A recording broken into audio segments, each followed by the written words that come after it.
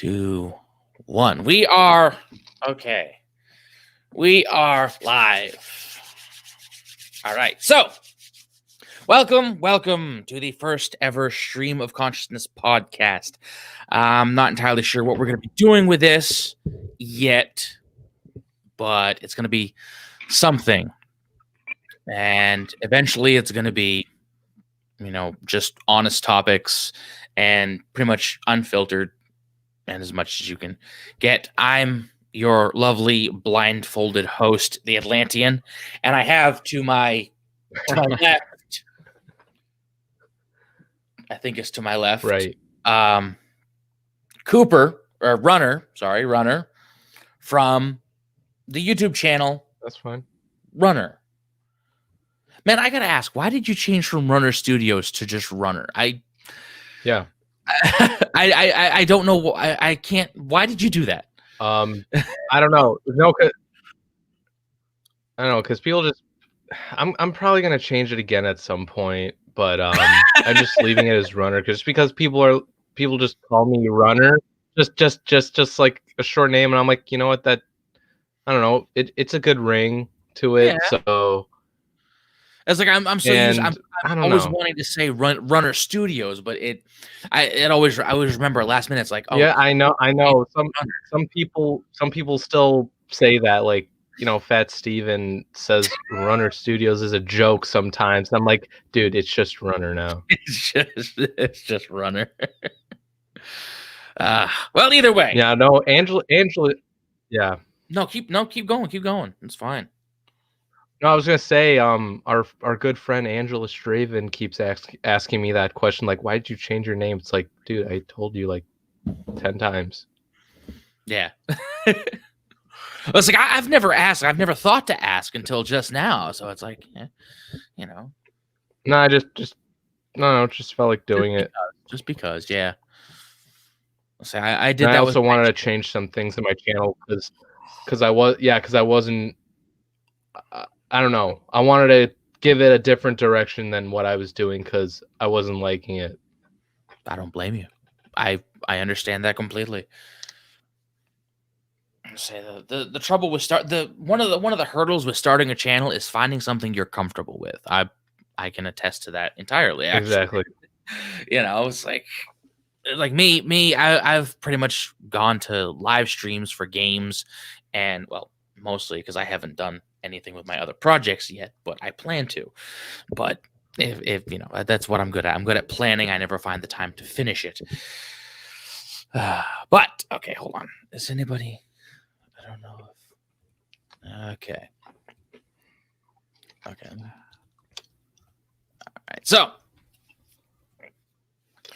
we are here, mostly going to discuss the Mortal Kombat 2020, 20 motherfucker. The upcoming Mortal Kombat reboot film coming out in April of this year. Now I know Runner, you did a video on it. I actually watched it. Mm-hmm. So you went over. Yeah, I just did a video. Yeah. Go on. No, sorry, I didn't mean to interrupt, but no. Yeah, I was saying, like, I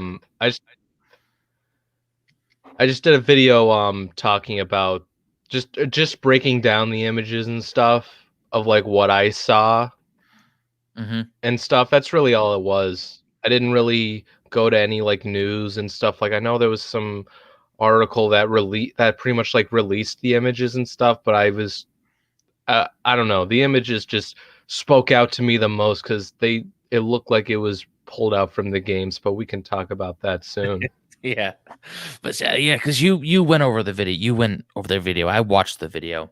I don't know if I got all the way through it, but I watched most of it. And I say, my position on it initially. Much of I explained it in our chat, but basically my position, my cynicism from the film stems from the way the story is set up. Now, for those uninitiated watching us in the chat, the reboot film is obviously a reboot. It's from what the articles have said. It's going to take place. It's going to center around a a new original character protagonist, and it's going to be about him. And the legacy characters that we know of, the Liu Kang, the Kung Lao, the Raiden, the Scorpion, and the Shang Tsung, they're all going to be yeah. They're all going to be regulated more to secondary characters, and I don't know whether they're going to play a prominent role in the film or not. I'd like to think they will, but it's going to focus on this new character. He's supposed to be like a washed up or a down and out, out of his luck, former MMA champion, who somehow gets caught up in this mystical Mortal Kombat tournament.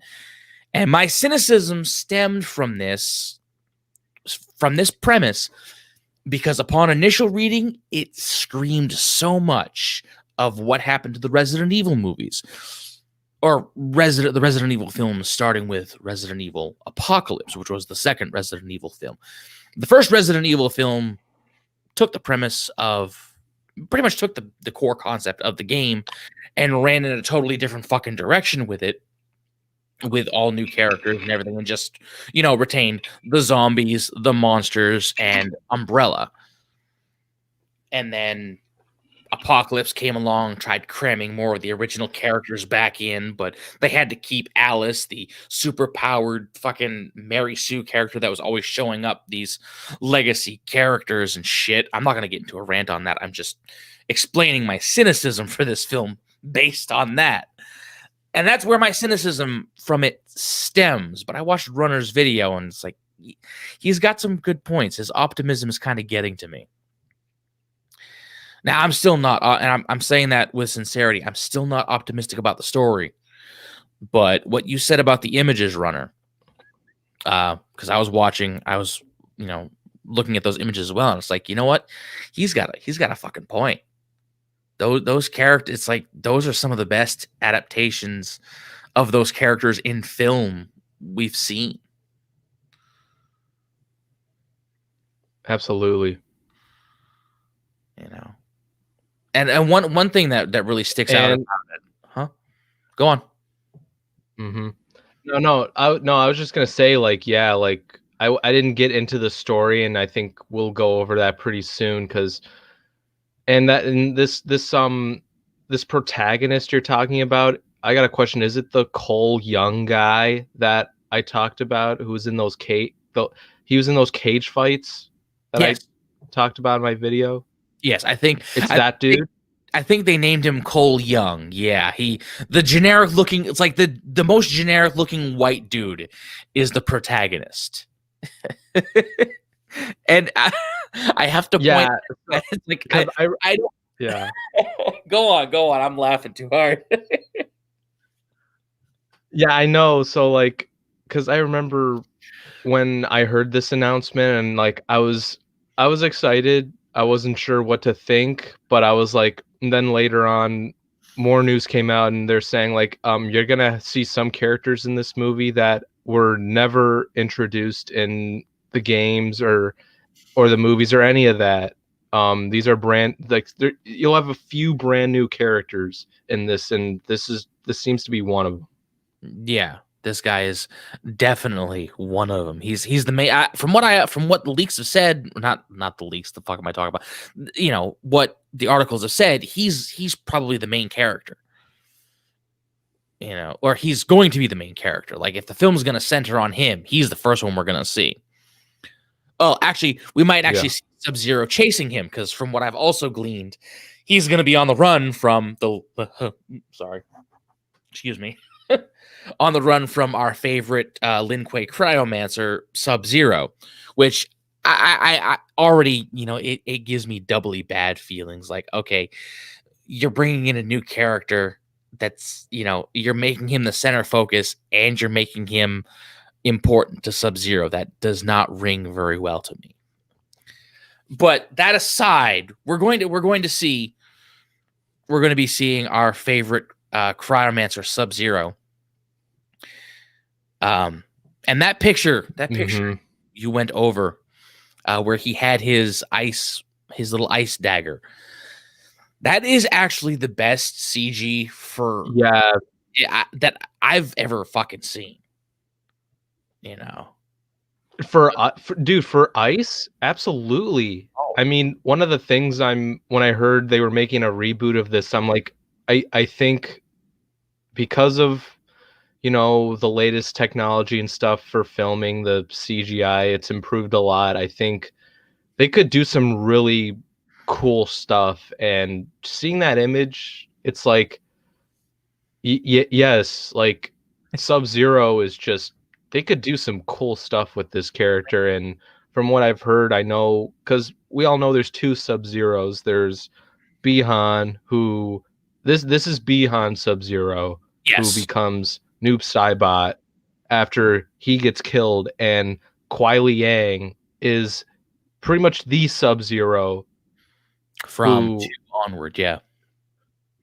yeah. Which for those uninitiated, So I don't know if we'll get. Carry on. No, I didn't really have much. I don't know what I was gonna say. You didn't think you weren't sure if we were gonna see Kuai Liang or if it's just gonna be Bihan. If I had to take a guess at how this is going No, to, I know the. I was gonna say, I know the pictures. I know the pictures we've seen of Sub-Zero. That is Bihan, not Kuai Liang. If they were gonna do a series or something, or sequels or whatever, then they'll probably introduce that Sub-Zero later on. Yes, if Bihan actually gets the axe in this upcoming film, there's a good chance we might. But we know for sure this one is the older brother, the elder Sub-Zero, because they do stress that he's going to have the rivalry with Scorpion. Which, I mean, they've always had the rivalry with Scorpion. Even Scorpion even had the rivalry with the younger brother. Actually, no, in the lore, Scorpion didn't actually start a rivalry with the younger Sub-Zero until the events of Mortal Kombat 4. But that's something we can get. That's something we can get into a little bit later. Mainly because that's story lore, and story lore is not going to play any part in what's going on with the film. We can pretty much guarantee that. They'll base it off of what's going on in the games, but it's not going to be one for one. We got some. Let me take a blindfold off here. Yes, we got some people. We have Bone and Parrot Head. Hail to both of you. Hail. What's up, Bone? What's up, Parrot Head? And what's up, second Bone? There's two Bones. There's a dog bone and a cat bone. Oh my! Yeah, Bone's great. Really? Oh yeah, Bone is. Wait, there are two Bones. What the fuck? You just knew this? I just noticed. It didn't register that cat bone and oh my god. I'm sorry. Oh, yeah, it's the same. Yeah, two different accounts. Oh my god. Okay, then I'll put the blindfold back on, man. That's man. But back back to the conflict between Sub-Zero and Scorpion. I'm kind of curious how they're going to go about it in this film. Because in the game series itself, they've gone over it in so many different ways, but the crux of it is that Scorpion hates the Elder Sub-Zero for killing him, but also places the blame for his family, for basically his entire clan and heritage being wiped out also on the Elder Sub-Zero. And we don't, in the series, we didn't find out it wasn't him until much later. But that's where Scorpion's hatreds came from. And they've actually gone over this like 2 or 3 different times in the lore. They had Mortal Kombat Mythologies. Mortal Kombat Mythologies was actually the first one that went deeper into their history, actually, because it was never touched upon in the arcade games. In the first one, in the first Mortal Kombat, it was Sub-Zero killed Scorpion, and Scorpion came back to the tournament for revenge. And at the end of the first game, Scorpion actually killed him. That's where the younger brother comes in Mortal Kombat 2. But it was never really established, where exactly his hatred came from. It was always just assumed that, Scorpion hated him for killing him, and the fact that they were rival clans to begin with. And it was just left at that. It wasn't until Mortal Kombat Mythologies, or Mortal Kombat 4, Mortal Kombat 4 / Mortal Kombat Mythologies, because that was an interesting, that game had an interesting release history. Insofar that they actually were developing Mortal Kombat 4 for the arcades to be released, their next big release after releasing Mortal Kombat. I think it was Mortal Kombat Trilogy for the consoles, and then their ultimate Mortal Kombat 3 update for the arcades. This was going to be their next, grand arcade release. But like 6 or 7 months before that game hit the arcades, they actually released Mortal Kombat Mythologies, which goes back to 2 years before the first Mortal Kombat game, and centers solely on Sub-Zero, which focuses more on Sub-Zero, on Quan Chi and Shinnok, who were also being set up for their appearance in Mortal Kombat 4. And this game also delves into the idea where Sub-Zero fought Scorpion and killed him, and also what happened to his clan. And spoiler alert, it wasn't Sub-Zero that killed his clan.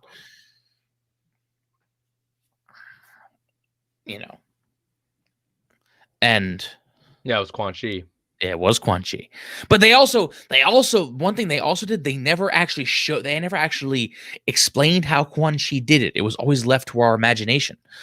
So in Mortal Kombat 9, in the story mode, when Quan Chi was tricking Sub-Zero, or tricking Scorpion to kill Sub-Zero again, he showed him this mirage of Sub-Zero doing this, doing the massacre.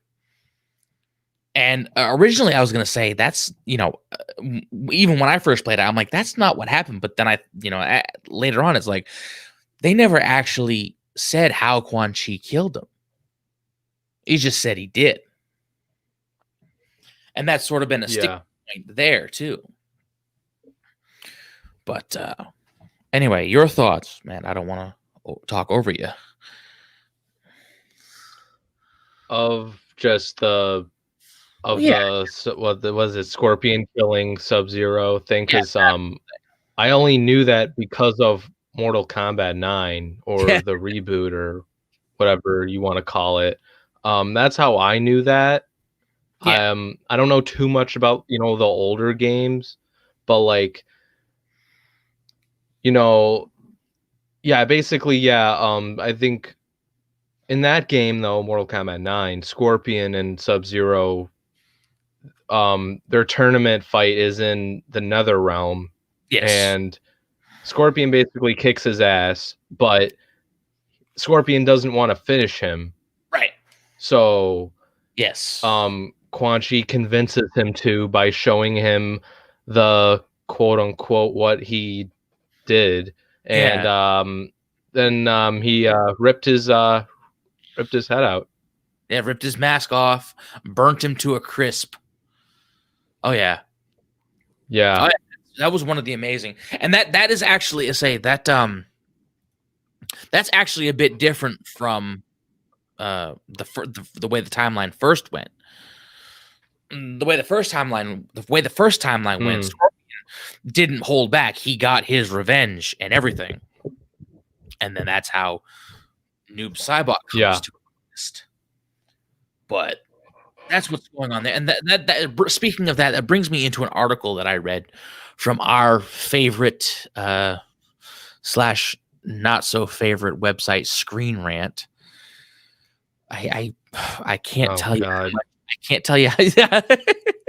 I hear the dread in your voice already, Runner. Trust me, it hurts me. The reason I went into the Mortal Kombat mythology stuff is because, oh god, I don't want to read this again, but I'm going to. I'm just gonna read the key points because I really stupidity. You know, it's okay. We can laugh at it. I'm here. But basically, we can laugh at the stupidness. Yeah. Actually, you know what? I'm gonna. Well, fucking Christ! All right, you know what? I'm bringing that over there, and I'm opening this right here. Let me see if I can share the screen. Well, I'm not gonna share screen one because there's nothing to see. But y'all can see this, right? Okay. Now this is from Screenrant, and yes, the link is in the description below, or at least it should be. I hope I put it there. And I don't know who wrote the Brad Kern, whatever. Basically, the title goes as such: Mortal Kombat Reboot teases Sub-Zero Mythologies retcon. Now, you know what? Full fucking stop. That's not how the word retcon works. Okay? That is not how retcon works. See, for something to be a retcon, it first has to be part of the fucking continuity. The Mortal Kombat films are not part of the continuity. It's not a retcon, Screenrant. Yeah, they're not part of the games. No, it's like it's not a fucking retcon. But it gets worse. It gets worse. And like I said, that makes no sense. I know the lore. It's pissing me off. It says the upcoming reboot will feature Scorpion and Sub-Zero as enemies once more, but it could be changing a key aspect of their history. Could be retconning a major element of the history of Scorpion and Sub-Zero's long-standing rivalry. Here we go. It says the promise of an R rating and left and right. Oh, that's another thing about this film that's going to bug me too. The fact that they're promoting this, that they're leaning into the R rating and they're promoting that it's going to have gore and fatalities. Look, I have nothing against, bringing in the gore-ish elements from the games, but don't use that as a selling point. It makes me, it kind of makes me worried for the quality of it. I get it. You get it. I get that, but I agree with that.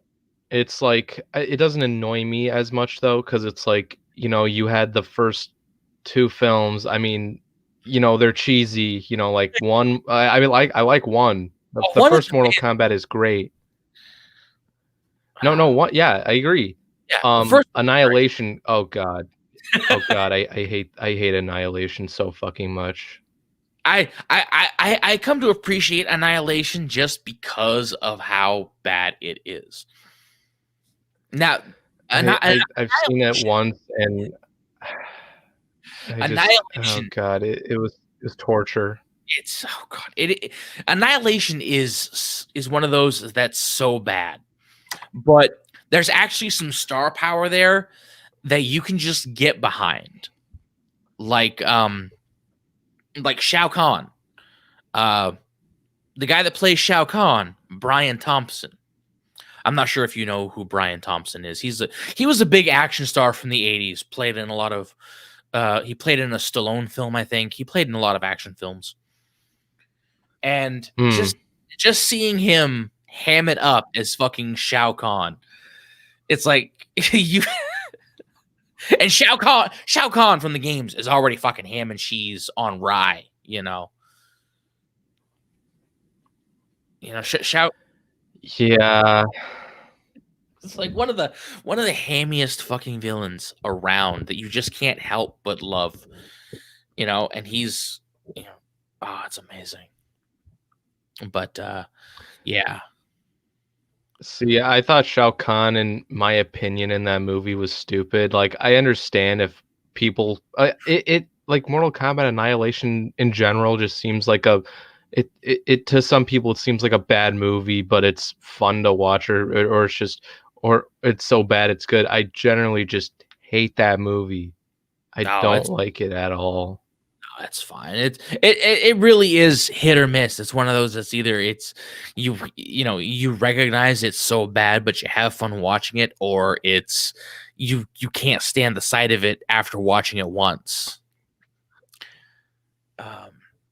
No, I mean after what was it? After Shao Kahn or whoever killed Johnny Cage, I was like, you know what? I after that, I'm like, this movie is gonna be fucking bad.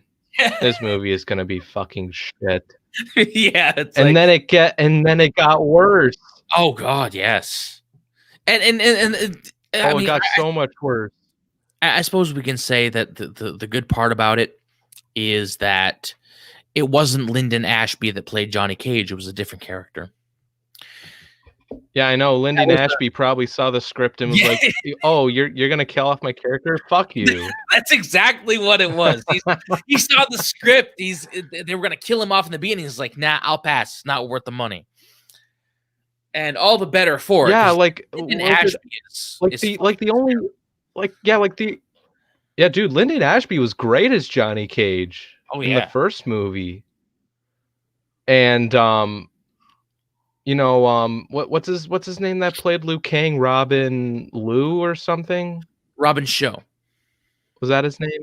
Yes. Robin Show. Okay, so he came back and what's Katana's who played Katana again?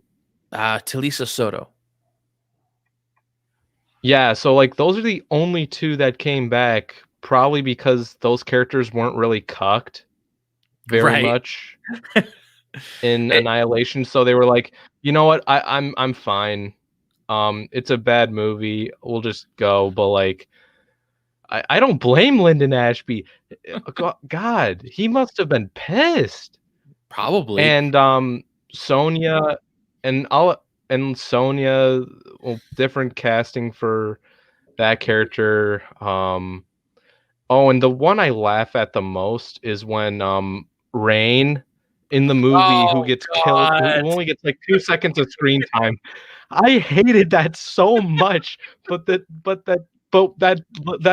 hilarious dialogue where he's like, two of Earth's best warriors, I don't know, something. Like Cabal and Stryker. God, like Cabal and Stryker are not the two best warriors on Earth. And second of all, there's another problem. It's not Earth, it's Earth Realm. Right. Well, I don't really expect the writers to understand that concept. I don't know. I mean, the Earth and Earth Realm part, that's more of a nitpick, but like again, it just ruins the lore. In my opinion. Fun fact. Make some when you what? Oh, I was just saying, if you do something like that, it just messes up the lore and continuity and stuff. In my opinion, that's what Annihilation was to me. Yeah, this is the nitpick. Fun fact. You remember the Liu Kang fight with Baraka, right? In Annihilation. Liu Kang goes in to save Katana, and then just as he's about to, just before he's actually able to get her out, Baraka swings down from the chains.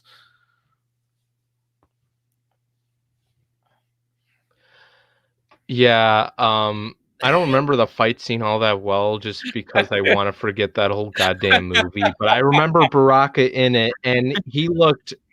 I mean, I know he's supposed to be ugly and creepy looking, but he looked ugly in a bad way in Annihilation. I hated it. He looked like his mother drank paint thinner while he was in the womb. I think he did kind of have that look that, I don't know. He looks too short. Oh, and the animality. Yeah, exactly. And that animality bullshit. Oh my god, that was so hard to watch. And I thought Sindel was just piss poor in it. Like it's just the acting was just, it was so bad. I just thought it was cringe. It was terrible. And half the problem with Annihilation was they tried to make it an ensemble cast. They tried to have every fucking character in there which many of them really didn't play much for the role. You know, like I can understand having Motaro, Shao Kahn, you know, Shiva, you know, a few of the important characters. Yeah, you see you see Motaro was like one of the only few good-looking characters in that movie. It's like, okay, yeah, it kind of looks like Motaro for the most part. Yeah, it looks like a centaur. But and one of the things I can't appreciate is some of the tweets. I think the producer is saying like, you know, we're not gonna put in a character just to throw him in there, kind of like Annihilation, why that didn't work. Like they're not like you just said, like they threw almost every character in there, but like they're saying if we throw a character in there, we're gonna give them a purpose, unlike what they did in Annihilation, where they just had Rain for like 2 seconds of screen time and then just gets killed off in a pit of fire. Yeah, like he just gets, they're not gonna do that. He just gets hit with a stone mallet into flames, and but no, Yeah, actually, I know, and I'm like, was Jesus Christ, like, why do people do this to Rain? Like, I actually like Rain as a character, and I was happy that he was DLC in Mortal Kombat 11. Oh yeah. Oh, he is DLC in 11, isn't he? Yeah, he was DLC in 9. Yeah, in 9 I know he was. Yeah, in 9 he was, and then they added him as DLC in 11, probably because so many damn people, including myself, said, please put Rain in the roster. Oh, God. Because that was a mistake, in my opinion, in X. Like, you have him as an NPC character, and you know, I don't even get to play as him, and you have Tanya as DLC, but why not Rain? And I don't mind the horror guest characters that they added in, like Alien and Predator and all that stuff. I think that was cool. That was pretty cool, yeah. Jason is like Jason and Leatherface. Oh yeah.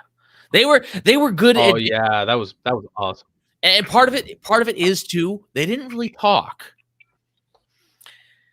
You know, they didn't have much in the way. No, I liked it. You know, so.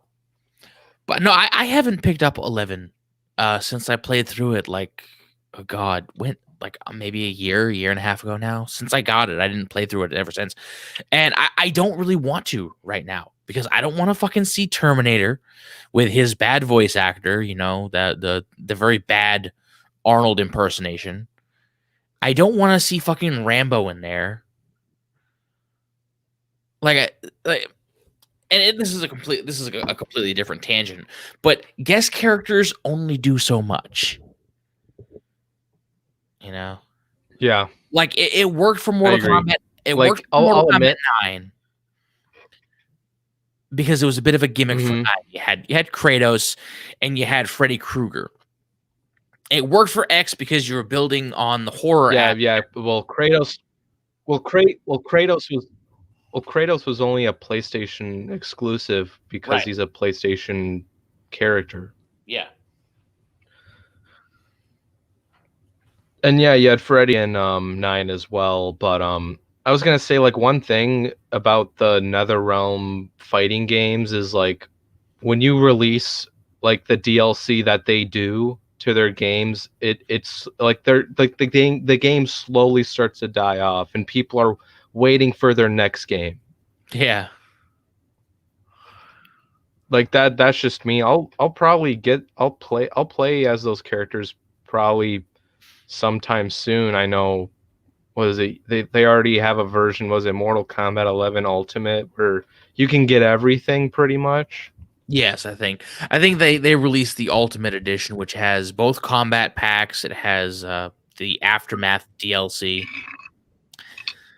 Yeah, you see, I watched the Aftermath story on YouTube because I didn't want to pay 40 fucking bucks for 2 hours of extra story. Like, are you kidding me? 40 bucks for 2 hours? No, that's dumb. That is the worst price you can give for that long of an expansion. Yeah, but you do have Kara Tagawa as Shang Tsung.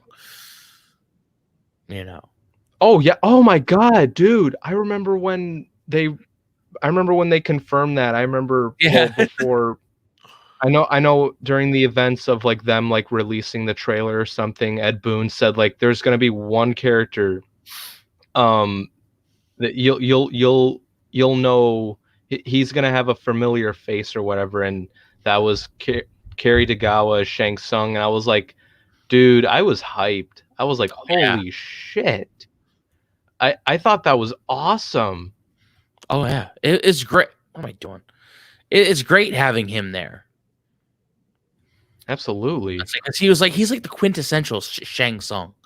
You know, whenever somebody mentions Shang, or somebody old enough mentions Shang Tsung, they're gonna think of that first Mortal Kombat film and like, yep, that's him.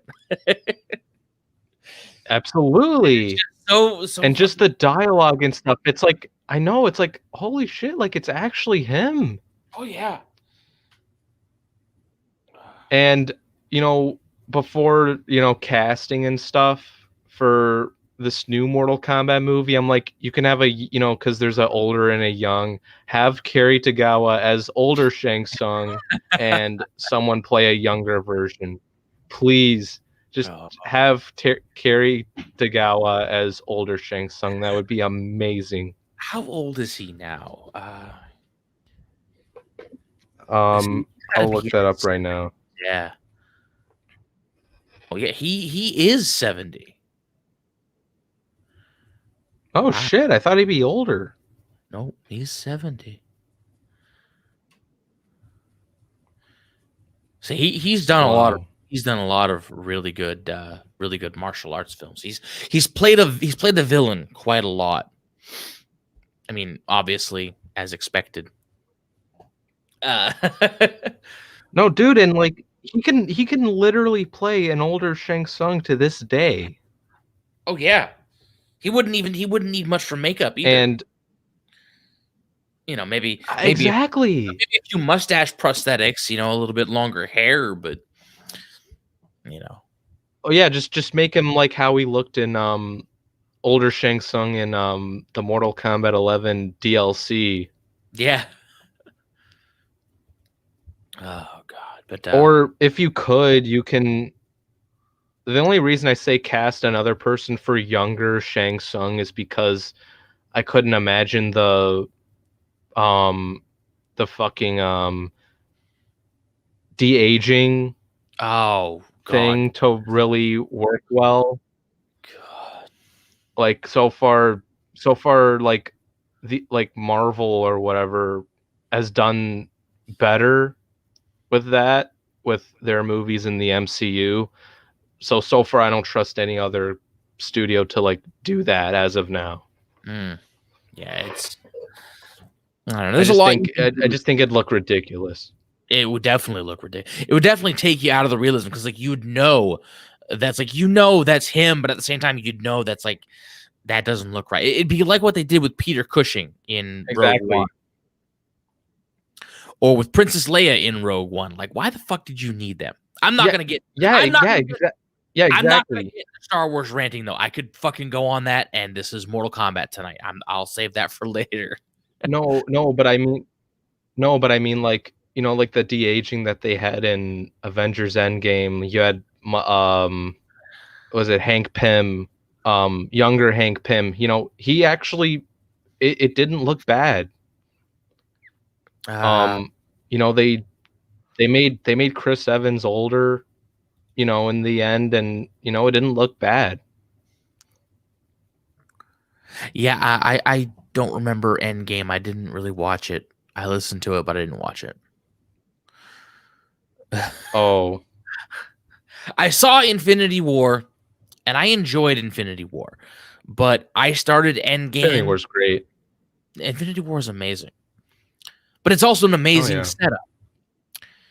But then I started watching Endgame, and it's just the way it goes out, and fucking seeing Brie Larson as Captain Marvel in her, you know, forced. Oh, that was bad.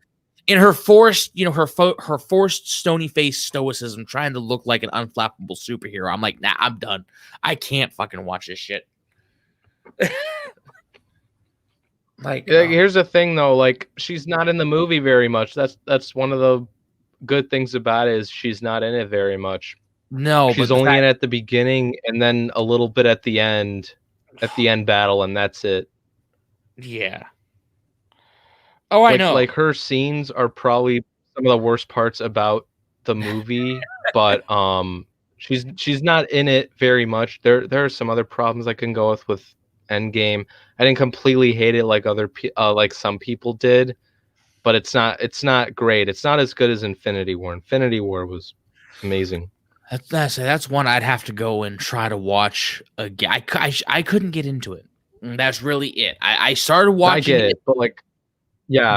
They did in old Kratos, or not Kratos. What the fuck am I talking about? I forgot his name. Who? Fuck! The villain. I forgot his name. Thanos? Yes, Thanos. I don't know why the fuck I wanted to call him Kratos, but it's like, oh my fucking Christ! What the? Holy shit, that's hilarious. Oh, Like done in no, Kratos. that's funny. Oh my fucking Christ! Well, they did. No, in I was old, like you mentioned yeah, I know you mentioned Kratos, and I was like, well, why the hell is he talking about Kratos? We're talking about Marvel, and it's like, is he trying to refer to Thanos? And like, yeah, I don't. Like, yep, this idiot talking about Marvel, and he fucking forgot who the main villain of Endgame is. Oh God! But they did in old. I keep Infinity War.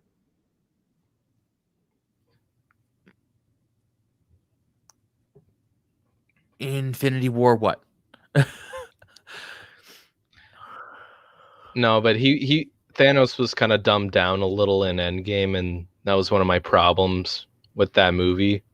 Well, Like, Thanos was a really great villain in the Infinity War. yeah. Oh yeah, he was calculating. In Endgame, it's not the same Thanos. It's younger Thanos. No, it's not. It's Guardians of the Galaxy. Yeah.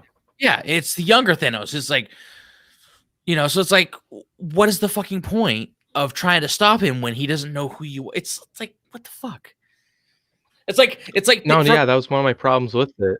It's like, from his point of view, the Avengers are the giant space fleas from nowhere that just pop in trying to kill him. Like, what the fuck are you doing here? I don't know you guys. No, exactly. Like, it's like whenever Iron Man, quote unquote, gets his revenge, it's like he's not really getting his revenge because this Thanos doesn't really know him. Yeah, it has no. From that fight he had on Titan. It's just, oh God. They had a good premise. But other than that, I mean, yeah. Carry on. Carry on. Other than that, I was gonna say, speaking of that, because I want to get into Mortal Kombat back on, but like, speaking of the MCU and stuff, around when they were making announcements for this movie, like probably like last year or something, they did say that they're. I don't want to say.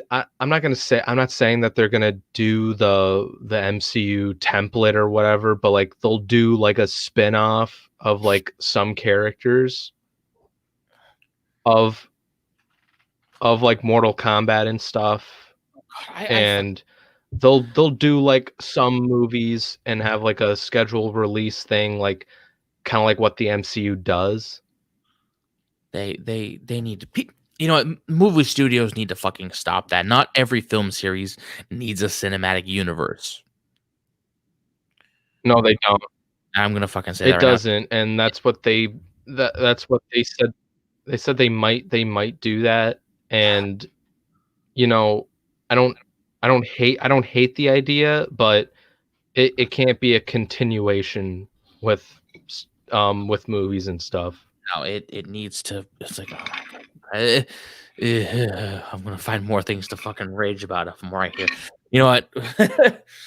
But it's like, yeah, cinematic universes need to stop. MCU should have fucking ended at Endgame. There's no need for any of this shit they're trying to shovel out. I agree. DCEU. I I'm agree. gonna get a lot of hate for this. The DCEU probably just needs to fuck off a short cliff and not come back. Okay, I'm saying that right. I know I'm gonna get some hate for saying that, but it can fuck off a short cliff.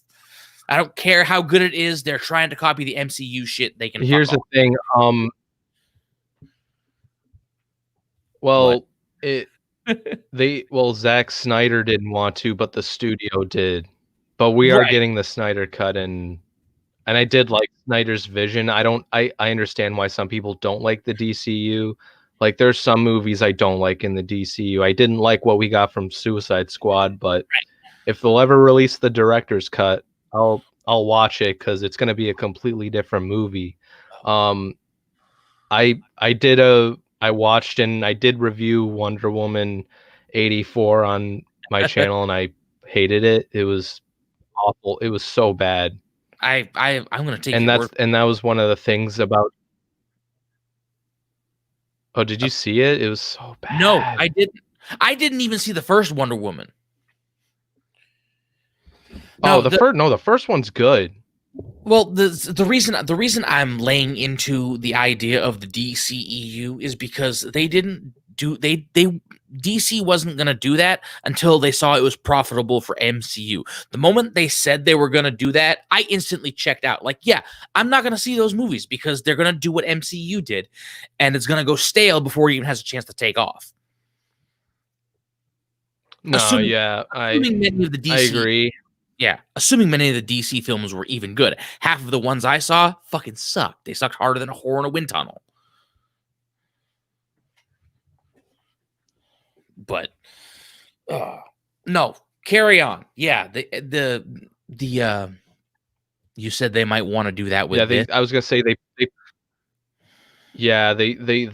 might do a cinematic universe with this Mortal Kombat stuff that they're doing. But here's the thing, though, like, because of how the movie industry is going right now, you know, the box office and stuff, you know, they plan on releasing this on both theaters and HBO Max.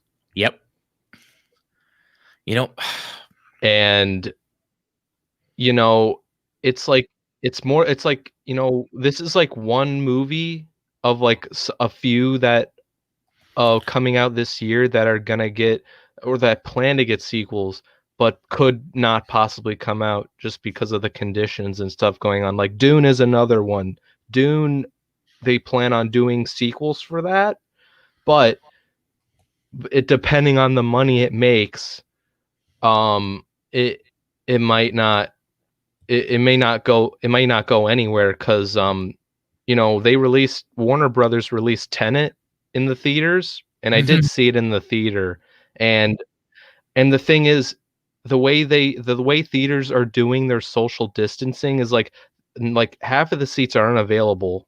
Yeah. And when I saw Tenet, like, first week, there were like 5 people there, including me. Yeah, it's kryptonite. It's kryptonite to the movie industry. Yeah.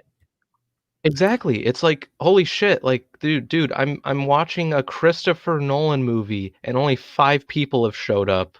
That is not good. Yeah. But it's like half of the fucking society that would go to see these films, half of them that would go to see these films don't want to deal with that bullshit, and the other half are too scared out of their minds to even go out into public. Exactly. That's the problem. Like, I get in the theater, and after I left, you know, the movie, I start thinking about, you know, the future and stuff. I'm like, yeah, theaters are fucking dead. That's a completely different topic, though. Oh God, you know, like I said, that's I know. That's like, no, because it goes into it. Oh no, yeah, no. Yeah, I know. It just but the whole point. Yeah, but the whole point is that you know, these other movies they plan on doing may not happen. No, yeah, I know what you're saying. No, I was thinking of something completely different to bounce off of what you said, but I'm like, no, that's a different topic. I can't go into that. That was what I was thinking of something completely Yeah, different. right. But no, yeah, no, I don't. Because honestly, I think if they were gonna do a spin-off of like, let's say Sub-Zero, I think that could work, honestly, in my opinion, if they get it right. Or Scorpion, or I don't know, or I don't know, do something fun like a Johnny Cage spin-off. That would be cool. It can go into his like film career and shit. Uh, I'm gonna say this. I hope they don't do the spin-offs. I hope they don't. I get Because that, but I mean, don't do too many. Don't do too many like, the MCU does. Just do ones that will build off between the other Mortal Kombat movies. well, the only ones that I could see getting that would do justice with a spin-off film would be a spin-off involving Sub-Zero and possibly Scorpion. I don't really see one working for Kung Yeah, I Lao, don't like those two. and I don't see one working off for Johnny Cage. No, not Kung.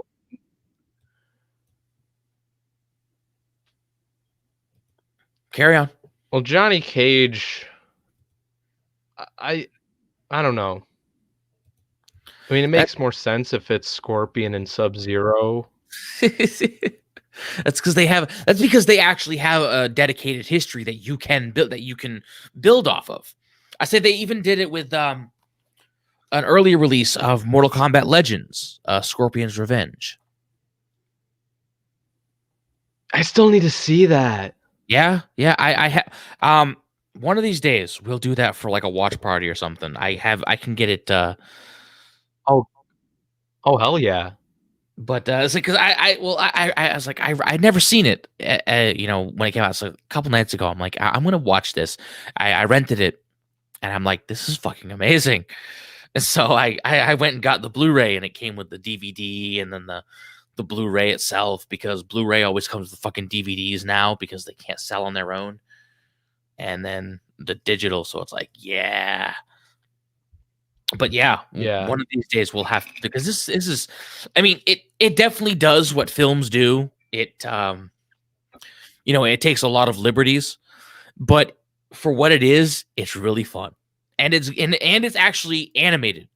It's animated, so they have more. I know that. I've seen the trailers and they looked Oh, cool, and I heard good things about it. yeah, they have. It has, you can do more things than you could with just live action. So yeah, that's a good one. I'm surprised you haven't seen that yet. I figured you would have seen that. That is. No, I know. I want to. I haven't gotten to it yet, but I need to watch it. Are they fixing Scorpion and Sub-Zero? Man, I don't know. Oh no, we totally got off topic. Back to this. That's right. Yeah, no. No, because I was mentioning that they could do spin-offs of Sub-Zero and Scorpion, right?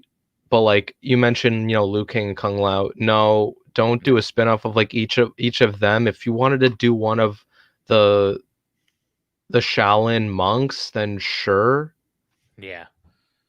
But I don't even know if that would work, in my honest opinion. I don't think so. I think with what they're doing with this, what they plan on doing with this film, I don't think that spin-offs that would work based off of the games would be feasible, just because I don't think they're taking, I think they're taking some liberties with everything going on here, which, like I said, brings me back to this, which is a good segue again. They're talking about, like I said, the Screenrant article, teases the retcon, and retcon, the films would have to be actual game canon to be retcon. They don't know what a retcon is. And they say here. Yeah, I know. It's not, it has nothing to do about the damn games. Its own thing. But they're going on. It's like one image in particular. What else to say?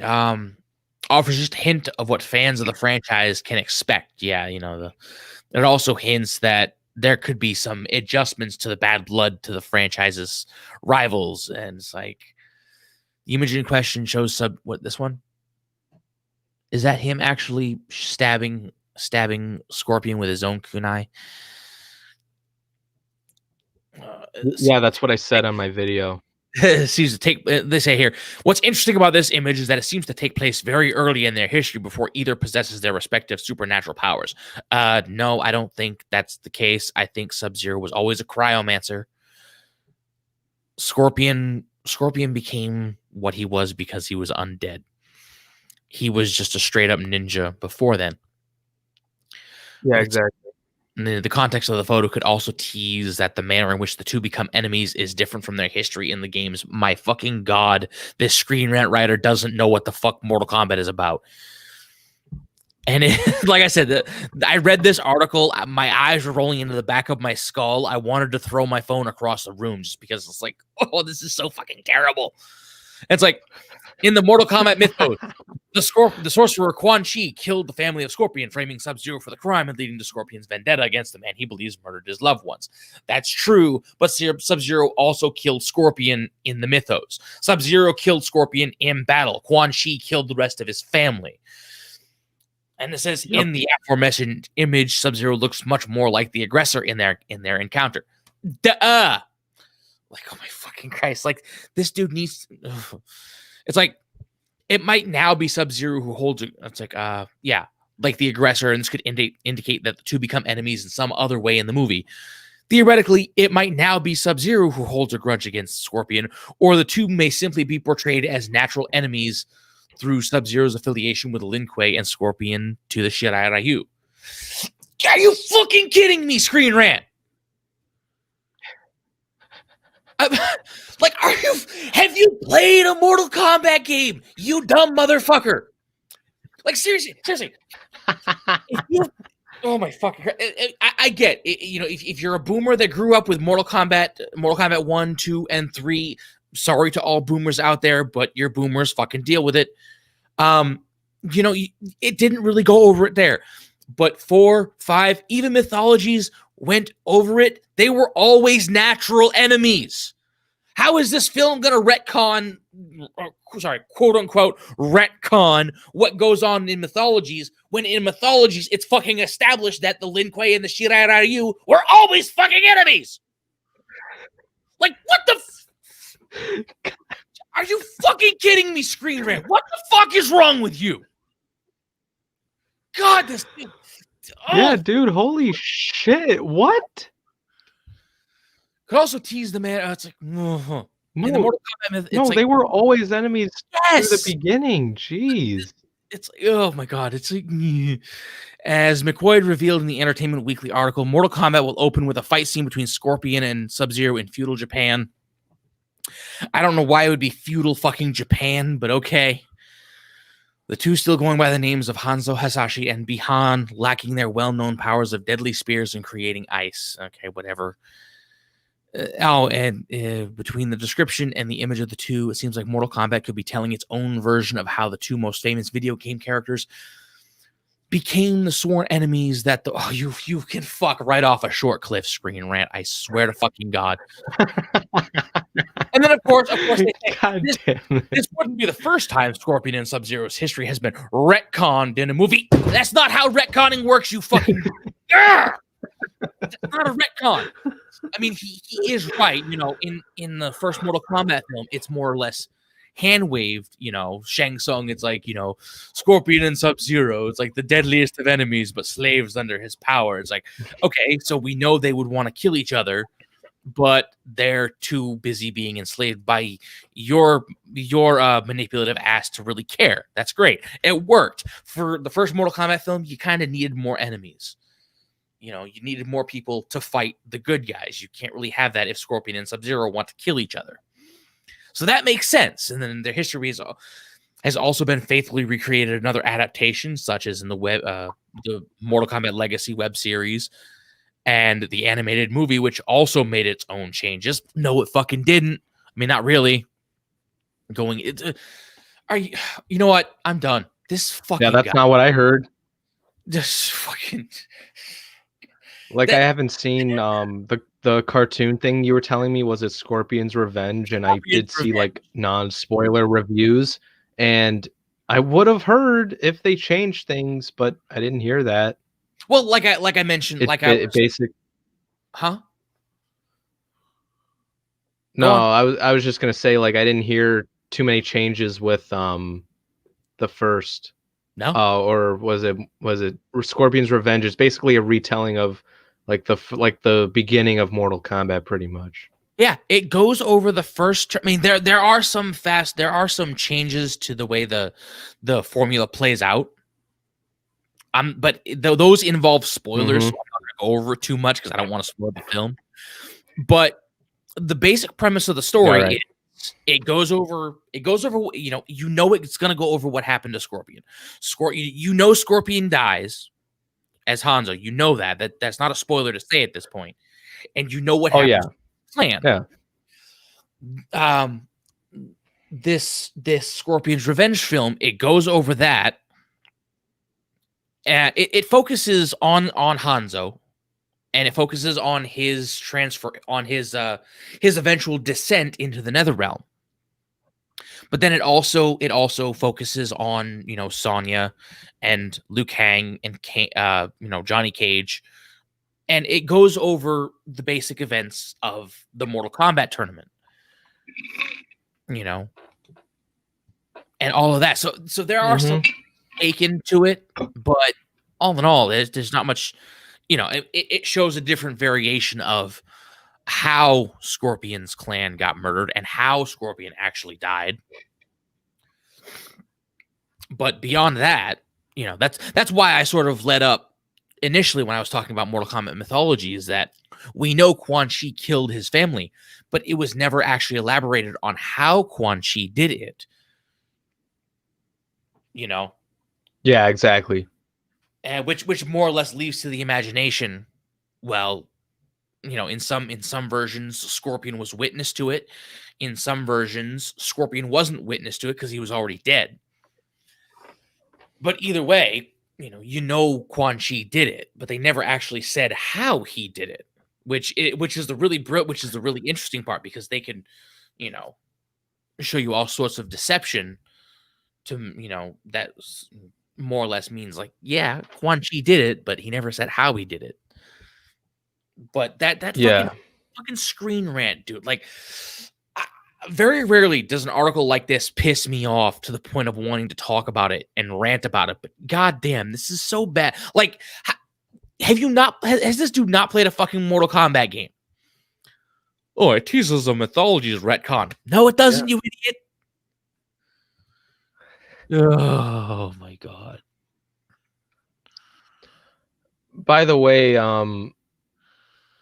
and if we're gonna talk about the movie more, one thing I will say that worries me probably the most, but doesn't make me less excited. I need to see a trailer, and I need to see screenshots, kind of like what we saw, or what we've gotten so far. Raiden and Melina. Those two are race swapped. Well, Raiden I'm less worried about, because in my opinion, I think it's pretty hard to cast Raiden. But How, I don't race swapping Melina makes no sense. Because wouldn't you have to race swap Katana, well, what do you mean or rate? wouldn't the same actress? No, do you know the casting for some of these characters? Not all of them. I could What? share my screen right Yeah, now please for do. the 'Cause cast. I know some of the cast, like Ludi Lin is playing Liu Kang, and Ludi Lin Uh, Ludi Lin. played Yeah, Zack in the Power Rangers reboot. I don't know if you ever saw that. I didn't see it. That's another good one. All I right, just so know he's from that movie. yeah, Ludi Lin is good. All right, so what is this here?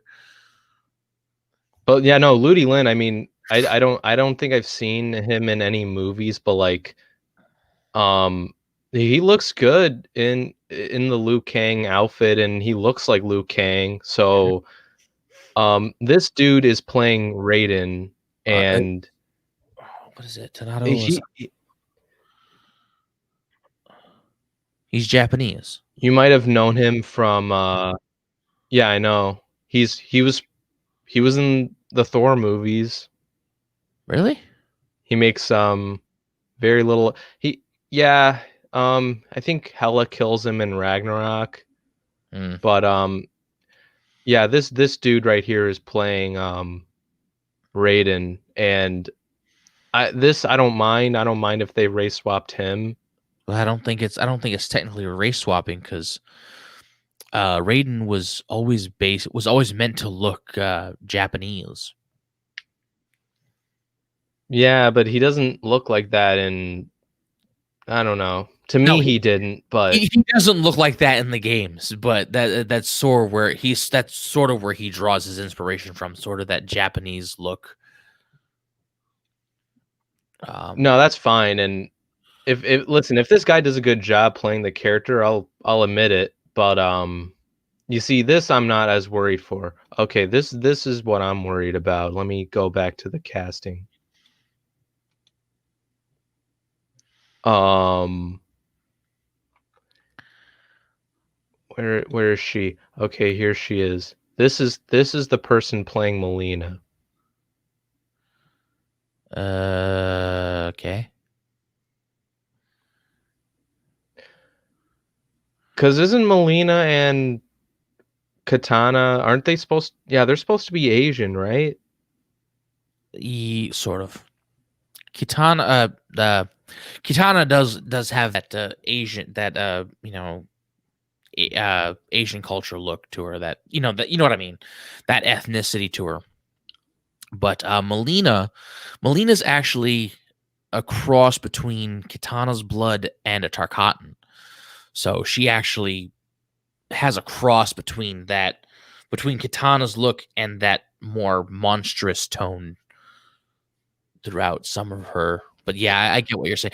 Oh She looks yeah, I mean, she looks like she would play a good fit for Jade, because oh, oh, I Jade does agree. have that browner skin tone compared to Kitana and Melina. Exactly. Yeah, But exactly. So I'm like, this is like, I don't know. This is like, I don't know. This is what I don't want to. I don't know. I'm not sure what to think. I'm like, why this? You know, I didn't think about Jade. You know, she would be better for that role. well, But yeah, and apparently Cabal is gonna be in this movie, yeah, I don't know. and this is who's playing Cabal. I have a feeling he's gonna be wearing a mask though. And he might, but could it be before he gets burnt? Uh, it could be. I say because Cabal never actually had that incident until Earthrealm invasion. That's why he was scarred. Yeah. I hope they're not doing origin story bullshit with this, though. I really hope not. Jesus Christ. See, I feel like if if they're gonna put Cabal into this, it would have. I feel like it would be. I think it would be a short part, at least in my opinion. But I don't know much. We don't really know much about the story, They really. they could be they could be using that to set up something between him and Kano, because they were actually partners Yeah. in the series. Well, Oh yeah, they were Black Dragon. yeah, yeah. When Cabal first showed up, he wasn't. He was former Black Dragon, but yeah, they later on they became Black Dragon buddies again. So Yeah. that they could be setting that up.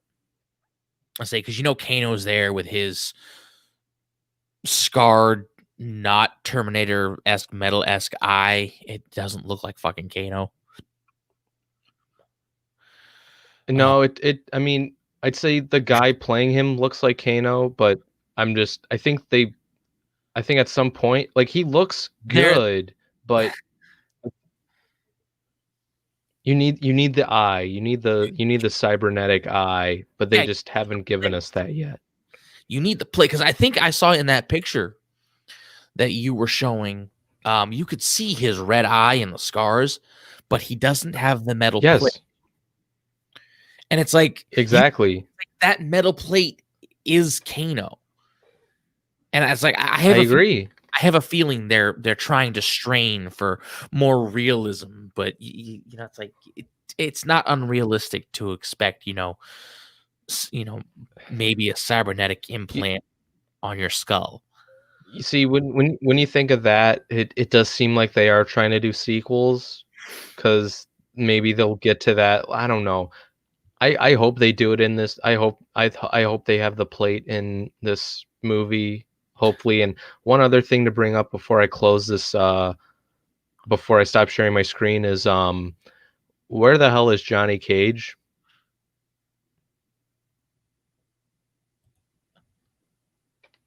Holy shit, where is Johnny Cage?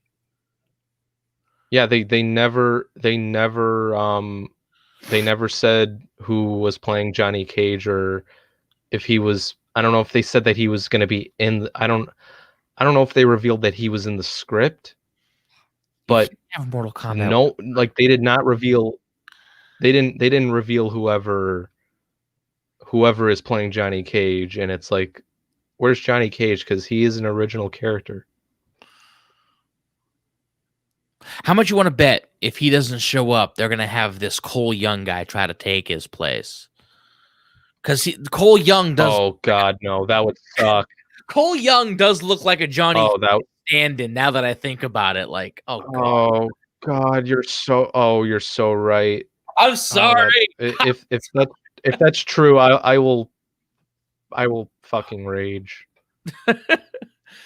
It's like, That will be one of my complaints. God, I hope not. Oh God, that would suck. and I really don't want to fucking rent HBO Max to see this film. I don't.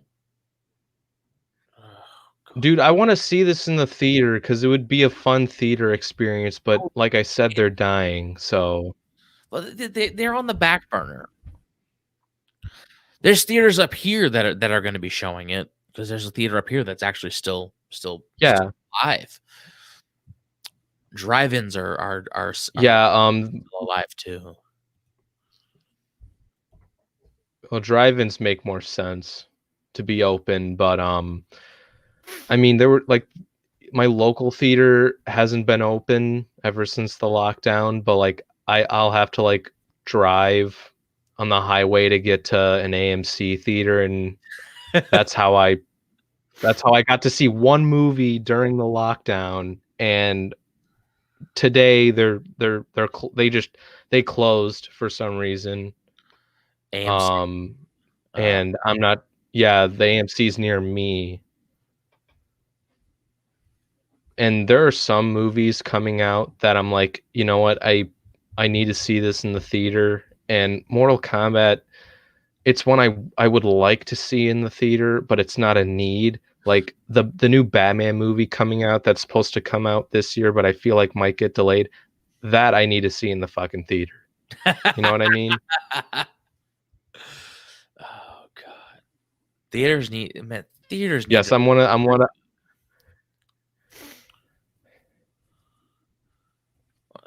Yeah, it worries me, man, because I loved going to the theaters. Now they're fucked.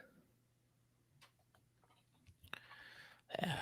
I was like a lot of people have said, trying to go to this stream only thing. It's like everyone could have said that's like, once they open that door, they're never gonna they're never gonna go back out. No, exactly. It's bad. And the problem is, like, huh? I was gonna say, like, if the future is streaming, like, that's not a good thing, because like, when you watch a movie in the theater, it's a completely different experience to what you would watch at home. And even if you have a big screen at home, it's not the same feeling. No, it's not the same at all. but it's like, like even Hollywood, this could be very detrimental to Hollywood, and they're not going to have the good sense to back off. I mean, because they can't charge extra for films on streaming services. Disney tried No, that with Mulan. Exactly. I mean, I think Bill and Ted did it as well, but it was also on demand. It wasn't through a streaming service, so that's a bit different. No. Bill and Ted was different, and it's like, you had Bill and Ted come out, and it's like, I haven't seen Bill and Ted 3 yet, but I don't know. I wasn't gonna pay $20 to see it just because I'm like, I could just pay less than that to go see it in the theater, and it wasn't playing at the theaters that were open near me, so I saw Tenet for like $20 on IMAX. Yeah.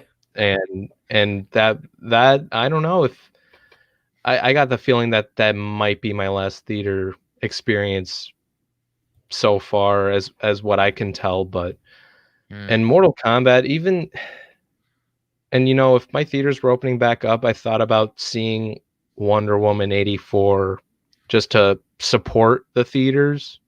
I'm kind of glad I didn't, because that movie was so fucking bad. And even if, let's say, the new Mortal Kombat movie is bad, I'll admit if it sucks, but I would like to see it in the theater. It would be good to see in the theater. Exactly. It would be a lot of fun to see in the theater. Oh, absolutely. I really want to see the Robert Pattinson Batman movie in the theater. That needs to happen. Sparkly Batman. Yeah, you see, I think he can do a good job. Oh, I wasn't ragging on him at all from the beginning. It's like a lot of people were going ape shit over him. Like, yeah, I know. I know. Some people are like, "Oh, Twilight Boy" or whatever, and I mean, I haven't seen the Twilight films, but I remember hearing he was casted, and I was like, okay, maybe he wouldn't play a bad Batman, but I don't see this guy as Bruce Wayne. But later I saw him in, was it Good Time, and I thought he was good in that. Didn't really convince me to play a good Batman or Bruce Wayne, but yeah. Then and later on I saw The Lighthouse, and I was like, yeah, this dude can act. And then I saw Tenet in the theater, and I walked out of there, I'm like, holy shit, this guy can play a good fucking Bruce Wayne. Oh yeah, I say Robert Pattinson's not a bad actor. No, he's good. He's a good actor. I don't know why people rag on him for the Twilight thing. I mean, he was known. I know, it's like that was so long ago. Before he was known for Twilight. That's true, but that was pretty short though. I don't remember him very much, and I've only seen the Harry Potter movies like once, and never cared. I think he only because he showed up in the films. He only showed up in the fourth. But the character he played actually showed up in the other books before the fourth one as well. But in the film, he only showed up in the fourth film. So yeah, it wasn't all that much. No, but to those who haven't seen like his latest like movies, like I'd recommend at least watch The Lighthouse and Tenet. Was he in Tenet? Yeah, he was one of the main characters. Oh, I haven't actually heard much about Tenet, so. Oh. I heard it's understandable.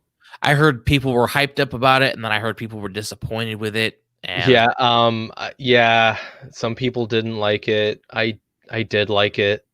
I enjoyed it. I was one of some people that liked it, but not a lot of people have seen it because of the lockdowns and stuff. But no, but Robert Pattinson is probably one of the best parts of that movie. I'll have to look that up then. Yeah, no, after leaving the theater, I'm like, yeah, dude, holy shit, he convinced me he could play a good Bruce Wayne just by seeing his performance there. He didn't show too much of a Batman, but after seeing him a little bit of Batman in the trailer, I'm like, okay, that was pretty good. It's better than Bale. Well, Bale's voice anyway, because Christian Bale's voice as the Dark Knight series went on, it got, I don't know. it was pretty bad. In Batman Begins, it wasn't as, growly and gravelly and, zombie Yeah. esque as it was in the other ones, but Yeah, no, Dark Knight, I didn't mind it in that movie, but it was just it was bad in Rises. oh god, I didn't really care for The Dark Knight Rises as a Yeah, film. me too. It's still it's one of there are only like 2 Nolan movies I don't care for, and it's The Dark Knight Rises and Dunkirk. Those are the only 2 I didn't care for. The rest of them, because I think I've seen every movie he's directed, and I liked every other one he's made.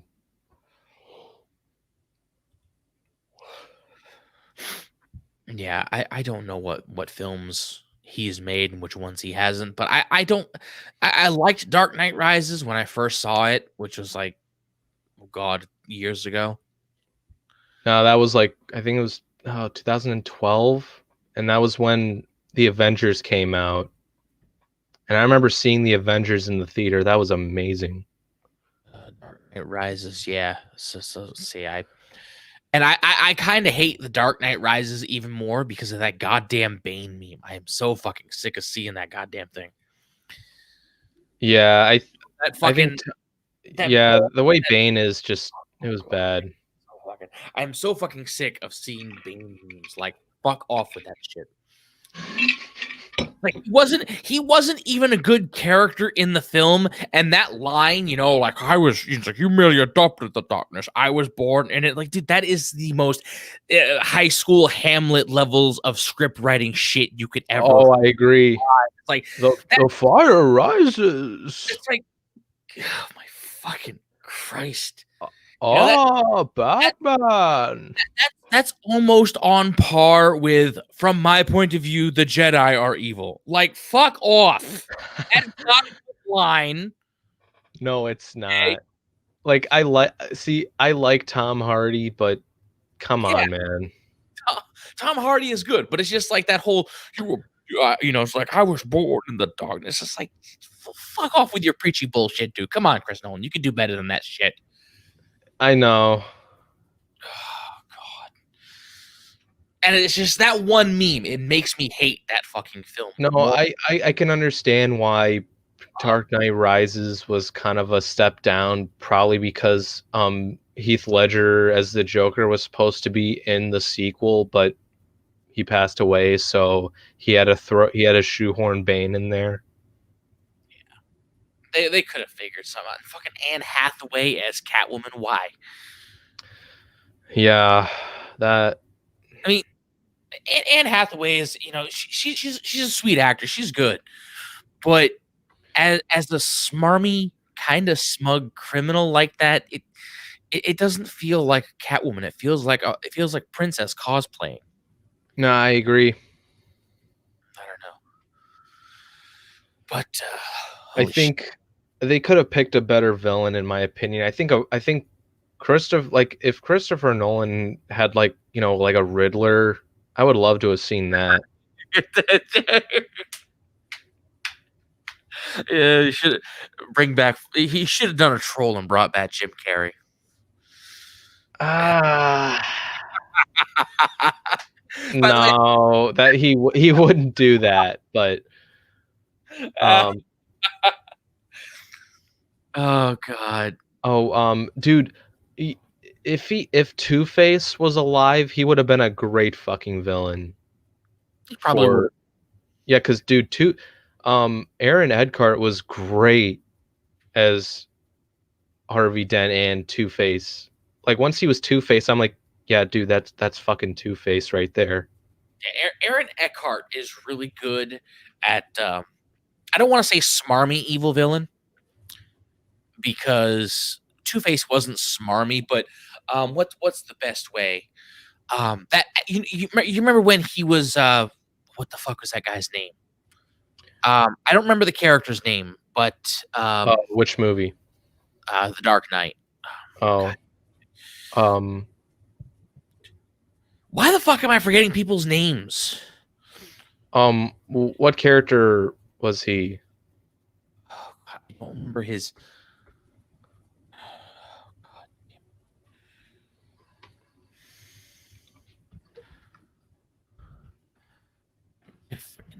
Oh, God, I don't know why I'm forgetting his. I know his name, and I can't think of it. Oh my God, Nick. Oh God, fucking Christ! Who? I'm trying. All right. Okay, so you got Batman, you got Harvey Dent, you got Joker, Lucius Fox, Alfred. Um,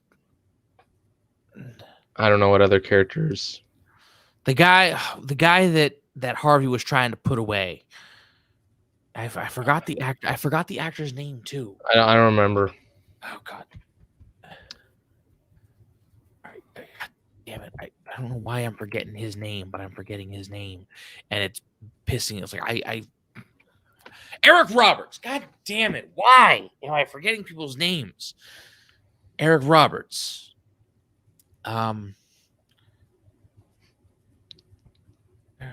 Roberts. There we go. Who was he playing in The Dark Knight? Maroni. That's him. Eric Roberts. I think I remembered him, Yeah. and I don't know. The part. Well, no, I wasn't really talking about him, but the part where Two-Face is in his vehicle, and he's like he flips the coin. Oh yeah, that scene. Yeah. And he's like, it's like you're lucky, and then he flips the coin again. He's like, your driver's not. And he's like, he's not. Oh yeah, that was a great scene. He's like, who? He's like, your driver, and it's like, bam. Yeah, you see that is Two-Face right there. Yeah, it's just that attitude is something Aaron Eckhart can really, really sell. It's like that casual snark and that casual villainy. Yeah, dude. It's like it's not a reckless villainy either. It's like he's determined because he's so pissed off. And it's like he would have been a great villain had he absolutely. And you know, Two-Face, Nolan's Two-Face was like it felt like it was the most comic book adaptation in his, because you know his Batman is more grounded. And don't get me wrong, I loved Heath Ledger as the Joker. He's probably the best one by far. Yeah. But that wasn't really the Joker from the comics. But it wasn't bad because the performance was so well done. Yeah, it was definitely far more it was definitely the spirit of Joker, but it definitely wasn't comic book Joker. Because comic book Joker, at least from my osmosis knowledge, was a bit like a cartoon. You know, yeah. That was like Jack Nicholson Joker. Yeah, he was like Batman animated series Mark Hamill type Joker too. Yeah, and I could see where they were going kind of with Jared Leto's Joker. For what I've seen of his Joker, it wasn't good. Yeah, that yeah. But if they're gonna do a David Ayer cut or release it, they'll probably release it maybe to see how the Snyder cut does. And I mean the Snyder cut's gonna do well, but if they'll do an Ayer cut, I think his Joker could be different because like a Joker is they shot a lot of scenes with Jared Leto and they cut so much out. Oh yeah, Suicide Squad was a mess. No, Suicide Squad was a mess because they wanted it to be Guardians of the Galaxy. Literally what they wanted it to be. And they wanted Justice League, and I'm saying Justice League because it's Joss Whedon who directed it, to be like Avengers. Like I said, that DC saw what was going on with the MCU, and they're like, I want a slice of that pie. Well, no, because after what happened to Zack Snyder, it was Warner Brothers like, okay, this is our advantage to make it lighter and make it all fun and jokey, and it didn't work. No, it doesn't work at all, because you know whether you like Zack Snyder's vision or not, I loved Man of Steel. I really did, and I didn't care for the theatrical cut of BVS. I was just like, I didn't hate it like most people did, but I was like, I could see where Zack Snyder went with this, but I think something just felt missing with that movie when I walked out. And then I hear there was another version of it, the Ultimate Edition, and I watched that, and I was like, oh shit, this is good.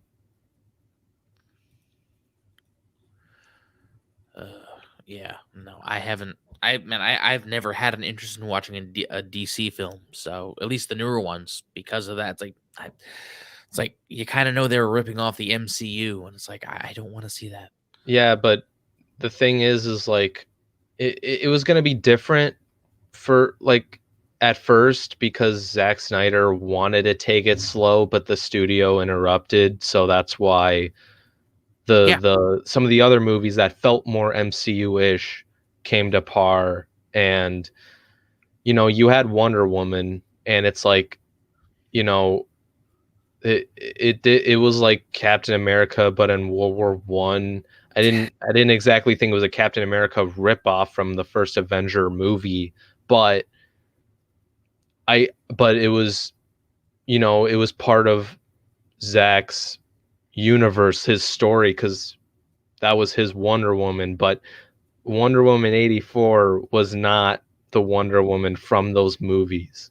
no, It just didn't work. And Aquaman from the Aquaman movie, that is Zack Snyder's Aquaman. But Shazam, which felt more on the lighter side, but it was done better. It actually was more enjoyable, and I liked it for what it was. It felt like its own thing, and I accepted it. right. But oh man, I would have loved that Ben Affleck directed Batfleck movie, man. That would have been sick. It would have been interesting to see Batman, Ben Affleck as Batman. I Yep. mean, I liked him in BVS, but I think Ben Affleck, in my opinion, and not a lot of people agree with me here, but is the best Batman live action adaptation I've seen from the character in BVS. Just Justice League does not fucking count. That does not fucking count. Oh Oh, god. I remember being in the theater seeing that movie, and I'm like, and the part where he's like, Superman like throws him down, and Batman's just like, I think I'm bleeding. I'm like, what the fuck? Like That what is the not fucking That is not fucking Batman. Like, wow. Like you serious? That is such a wow. You just cucked him like that. Wow. Like that is the biggest fu to a Batman fan. make Batman look weak, I guess. Yeah, no, it's because Ben Affleck during reshoots packed, like, I don't know, he gained weight, and you can tell he did. Oh yeah, they had to do reshoots on that, didn't they? Yeah, yeah, because Joss Whedon took over and they wanted it to be MCU light, Ugh. and that's why they did reshoots. And well, now I think Zack Snyder said he needed to shoot 2 more scenes, and he says it's pretty well, it's obviously done because it's coming out in March, Oh his yeah, version of the movie. yeah, yeah. Everyone's been And people have been.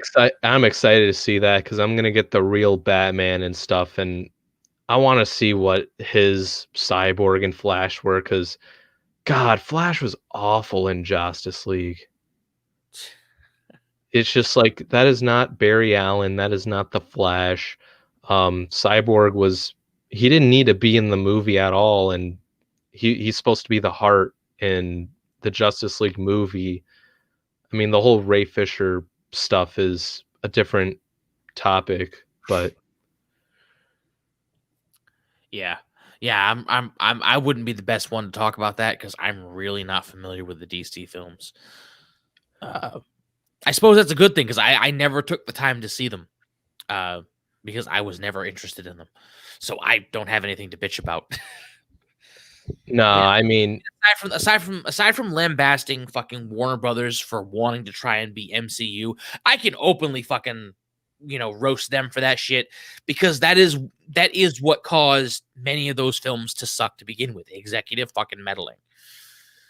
They it's wanted not, they could have, it's like, doing like multiple movies, like what the MCU did.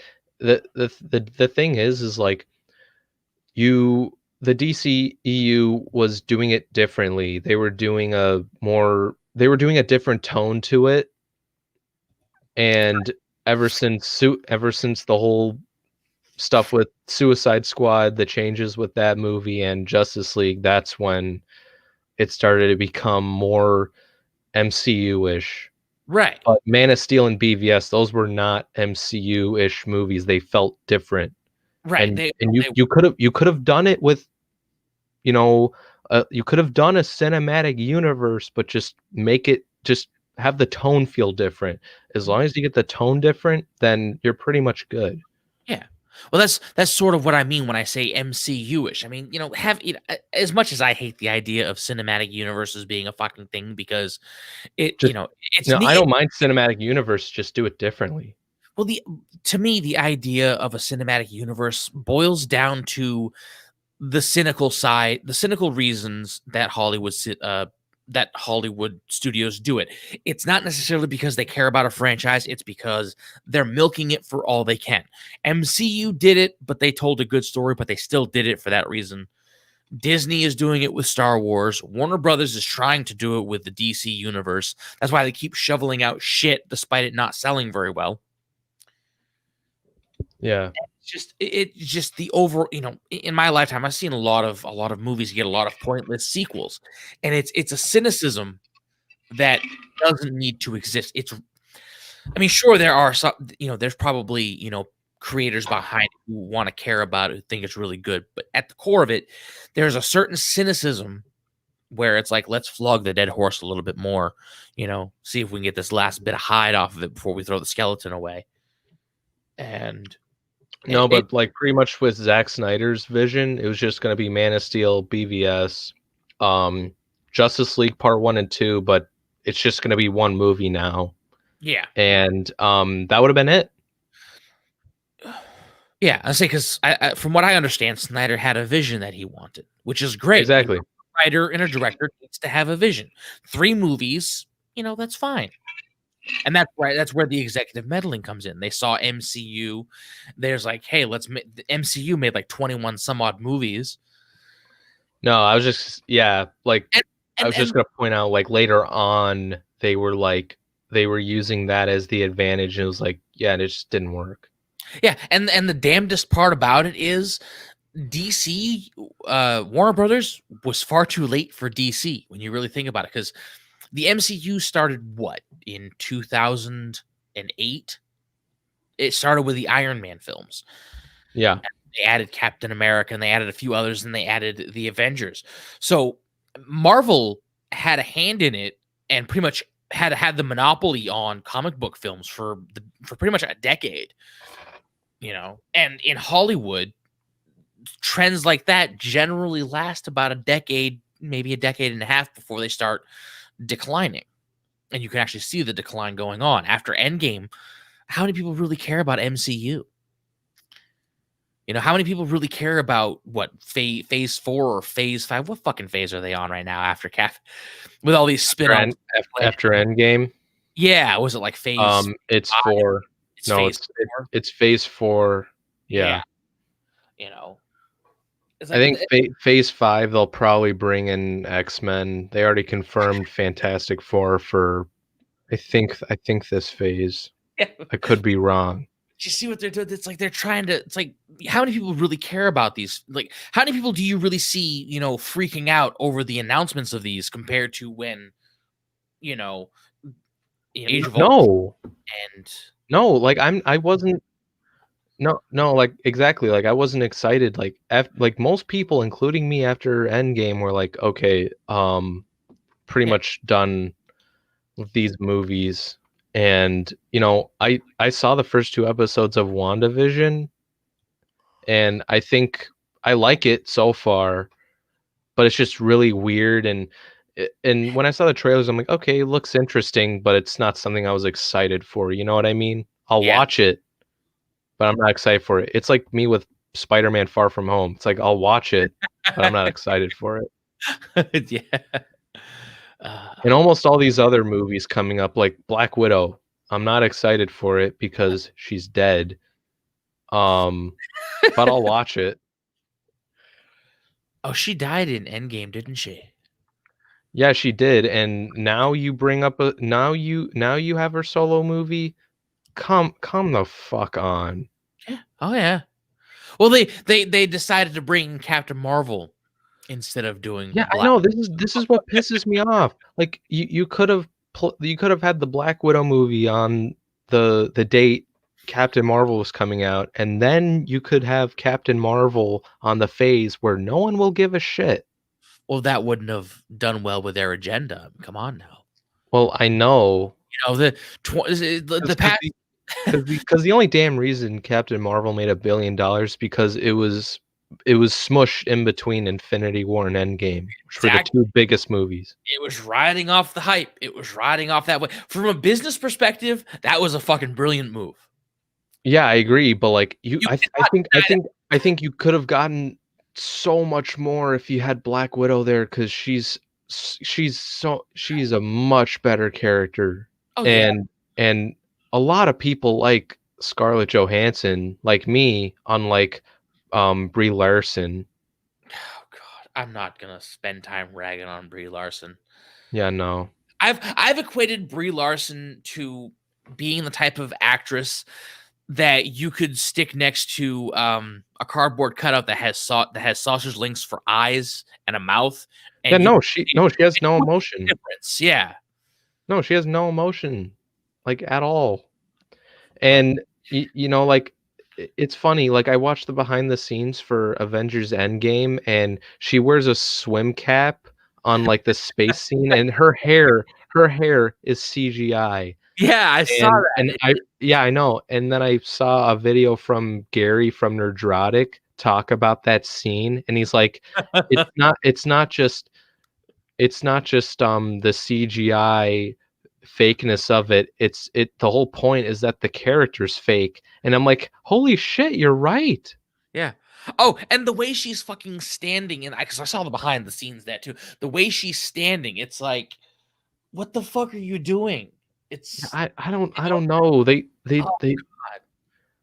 I feel like it was just testing new equipment out Eh, for her scenes is what it looked like to me, but it was just bad. oh god. And some of these other films coming out, like Eternals, that's gonna be woke. Eternal. Um, no, they've it's Oh, Jack Kirby made these characters. It's not really popular because I haven't heard of them until this movie was coming out. But like almost every character is race and gender swapped. okay, the Eternals. Was that even a comic? Yeah, Oh, yeah, that started in 76. Holy shit. yeah. No, not a lot of people talked about it, but they're bringing that in the MCU, and I've heard bad things about it, and it just doesn't look good. Shang Chi's another one, and they'll bring in the Mandarin for that, the real one this time, not the shitty fake version in Iron Man 3. The Mandarin. Wasn't that Bill Moseley? What? Talk about the Shang Chi in Iron Man 3. Oh Shang god. Chi and I? No, you mean Mandarin? Yeah. No, The Man- Ben Kingsley was the Mandarin. that was Ben. Yeah, that's what I was thinking of. Ben's. I'm really not. I knew. I knew. Yeah, Yeah, Gandhi. yeah, yeah. Ben Kingsley. You see, That's something. even though they race swapped him, I would have I think he would have been a great Mandarin, but they cucked him and Ben they made Kingsley him into an is actor. Ben Kingsley is a really good actor. Oh, he's great, and I He think he would have been a perfect Mandarin, but no, they had to make him a fake Mandarin, and he's just an actor. And he's then a fucking stoner and getting drunk and shit. yeah, I know. I remember seeing that in the theater, and I'm just like, What?" And you know, I almost fell asleep twice watching Iron Man 3 in the theater. It was so boring. It was so bad. Krishna I Pandey. I I probably dislike Iron Man 3 more than most people, in my opinion. Yeah, I don't. Iron Man 3 really wasn't that great. You know, I underrated opinion, I thought it was worse than 2, 'cause 2 had smoking hot Black Widow, at least. And then it had Jon Favreau playing the fat guy. Like, oh, fuck off, dude. Oh, Happy. oh, Happy, that's right. That character bugged the piss out of me in those films. I don't know, I like Happy. But, like, Jon Favreau puts himself in almost every movie. Jon Favreau is a good actor. He's funny as hell. Yeah, like, have you seen The Chef? No. Oh, dude, that's a good movie. Jon Favreau directed it. Chef is he plays. I was like, I think I saw him. I don't know why I ever watched the film, but the film, like Couples Retreat, was I just haven't this. seen it. It's this really cheesy romantic comedy, and it has. Oh God, let me think. Who does it have in it? It has your stereotypical Vince Vaughn, who plays in films like that, and then it has Mhm. Jason Bateman and Jon Favreau. Um, It's not a great film, but it's mindless. It's kind of funny. what's it But called again? Couples Retreat. Just type in like Vince Vaughn movie because he's one of the title stars. And Dude, no joke, talking about Vince Vaughn, my uncle actually met him at a wedding. I'm not shitting with you, he even showed me a photo. That's funny. I know, and he was, like, really young, and he told me that, Vince Vaughn, though, was just a drunken asshole, though. Well, you're at a wedding, you're gonna be drinking. No, I know, but, like that's what I heard. They weren't, like I don't think they were, like, they weren't, like, buddies or anything, Ah. but I thought it was hilarious. Like, I'm like, "Dude, like, holy shit, you actually m you're at a wedding with Vince Vaughn," but, like, they were, like, young. Uh, And then I saw the photo, I was like, "Holy shit, that is Vince Vaughn." yeah. But, no, or it's just called Chef. Yeah, Chef is good. Chef. Chef's a good movie. That's an old film. That's a comedy drama. How about for you? John Leguizamo? Awesome. John Leguizamo is a And funny actor too. yeah, and sometimes I always forget this, but, like, he played the doctor in Elf. Who? Jon Favreau. Never seen Elf. What? Spoiler alert, I don't care for Will Ferrell movies all that much. Oh, dude. And that's not to Oh, say I don't like Will Ferrell as an actor. Most of his movies rely on stupid humor that I can't get behind. no, I understand what I'm the same way, like, Will Ferrell movies aren't the best either, but Elf is a damn good Christmas movie. There's Holy lots shit. there's lots of good Christmas movies. But I know, but it also depends on who you ask. Elf is my favorite, honestly. Like, I watch that every year for Christmas. I don't I So don't good. I don't watch much for Christmas films. No, but, like, the humor that Will Ferrell gives works really well. Yeah, probably for that particular character. Yeah, I believe it. I say one Will Ferrell film that I've seen that I genuinely appreciate was what Stranger Than Fiction. I haven't seen that. It's an old one. It's a really old. Well, it's old by today's standards, but yeah, it's not so. It's more of a subdued comedy than. No, but Jon Favreau directed Elf. Of course he did. And it was good. Who wrote Elf? Who wrote it? Yeah. Oh shit. Let me look that up. Right.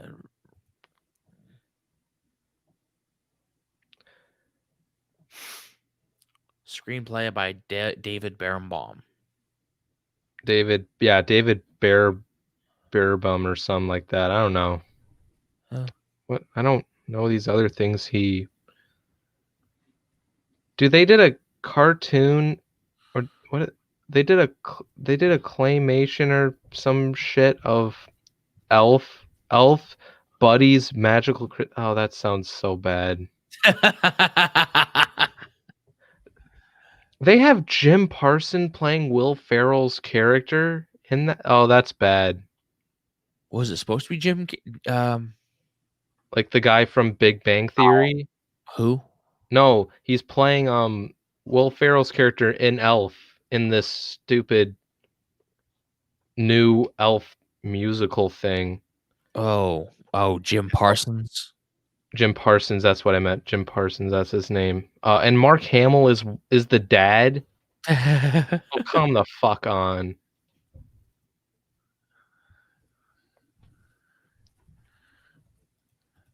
That would actually be kind of funny. No one from the original cast is in that thing. Because probably the same with what we talked about earlier. They probably looked at the script and were like, "This is fucking stupid." They probably looked at it. It's like, yeah, no, fuck off. Yeah, I know. Kind of like Lyndon Ashby for Annihilation. It's like, you're just killing off my character in the first 2 minutes. Fuck you. Yeah. Oh God. I'm not gonna lie. I'd be pissed off too. Yeah. Say you're not gonna have much of a role. Why show up? No, exactly. Just get someone who could look like Johnny Cage but wouldn't care. Because Lyndon Ashby looked like he had a lot of fun playing that character. There was a lot. I heard there was a lot of fun. Oh yeah. Especially when you watch the behind the scenes stuff. Oh yeah. I did see it a long time ago. Yeah, it looked like fun.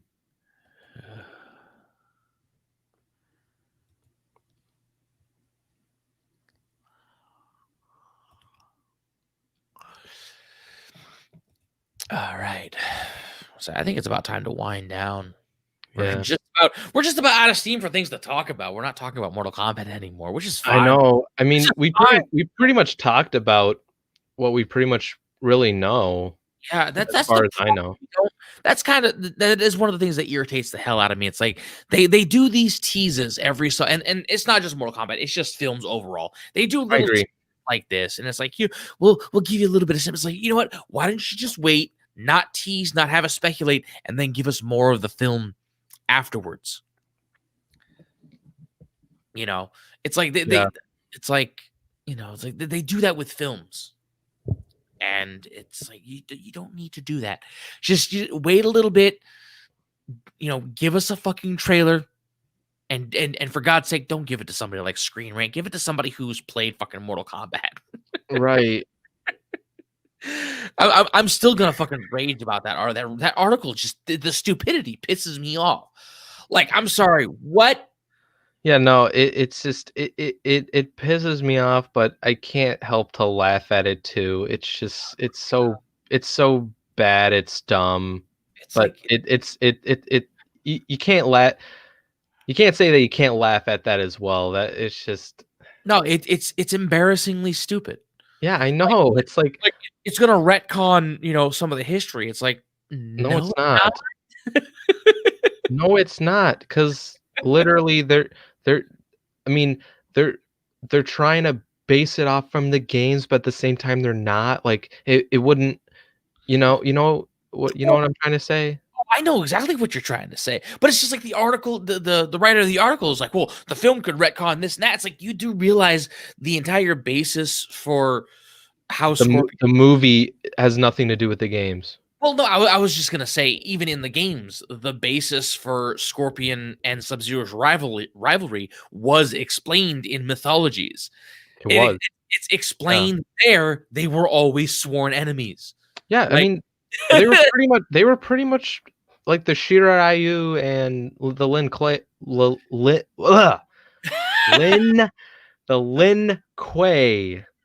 whatever the fuck, how the fuck you say it? I don't know. It's late, but they were pretty much enemies from the very beginning. Oh yeah. All right. Oh,